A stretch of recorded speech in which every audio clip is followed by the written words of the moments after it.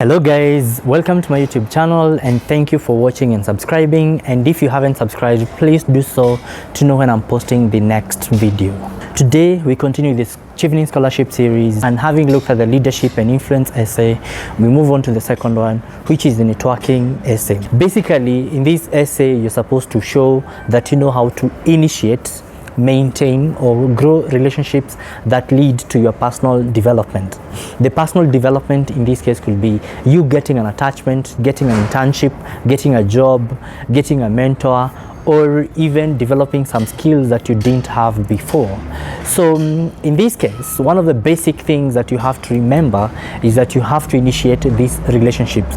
It doesn't have to be the other person who engages you. It is you who need to initiate this relationship. Professional relationship building can happen through social media, can happen through in-person meetings, or you attending seminars or conferences or workshops. My advice then, do not shy away from giving examples where you have initiated professional relationships through social media such as Facebook, through WhatsApp groups, through LinkedIn, or through Instagram, because those relationships could end up building your career or you gaining some skills that you didn't have before. And this is the question that you'll be required to answer while you write your networking essay of the Chevening Scholarship. Chevening is looking for individuals with strong professional building skills who will engage with the Chevening community and influence and lead others in their chosen profession. Please explain how you build and maintain relationships in a professional capacity using clear examples of how you currently do this, and outline how you hope to use these skills in the future. As you can see, this question has two parts. The first part is how you've demonstrated that you have strong professional building skills, and the other part is how you're going to use them in the future as a student or maybe in your career. One of the best examples I've seen while reviewing applicants' essays over the years is where an applicant attends a seminar or a workshop, and then they're able to meet one of the speakers, and then later at the conference the applicant engaged the speaker, and the applicant was able to keep in touch either through email, through messages, or through calls, and then later they either get a job or a contract, or they get to know about something like a Chevening scholarship, or the speaker becomes their mentor who then helps them develop certain skills. That is a good networking example.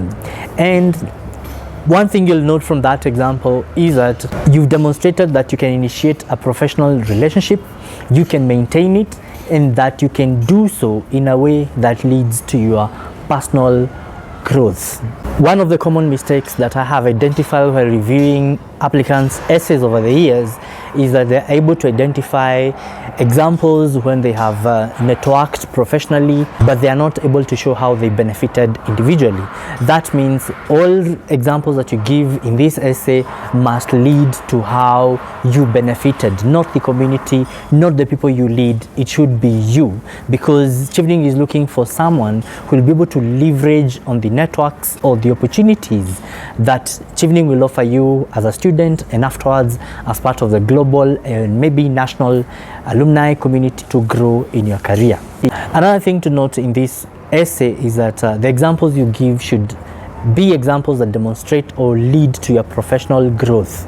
Professional growth can be either you got a job, an internship, or a contract, or also gaining some skills, or someone becoming your mentor because you initiated the relationship. That reminds me that one of the common mistakes that people make is that they are able to bring out the relationships they have, but they are not able to show clearly that they are the ones who initiated them, or how they keep in contact with those people. The second part of the essay, we are supposed to demonstrate how you're going to use these skills in the future.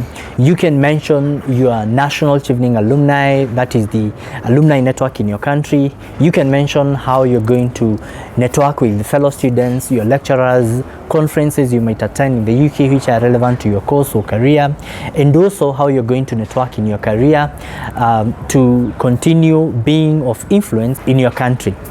While describing your networking examples, please note three things: people, time, and places. Please describe where you met the person, give the name of that person you met, their title, give also the time and also the place, so that the networking example can be real and can be substantial in explaining how you built your networks. Finally, I do recommend that you give at least 3 examples, because one of the criteria Chevening looks at is someone who's given multiple examples of how they've built professional networks that have led to their growth. So if one person gives 1 and the other person gives 2 examples or 3, then the person who's given 2 or 3 examples stands a better chance in getting the scholarship. But at the same time, do not do more than 3, because then it will mean that you'll not have enough words to explain each of them in detail.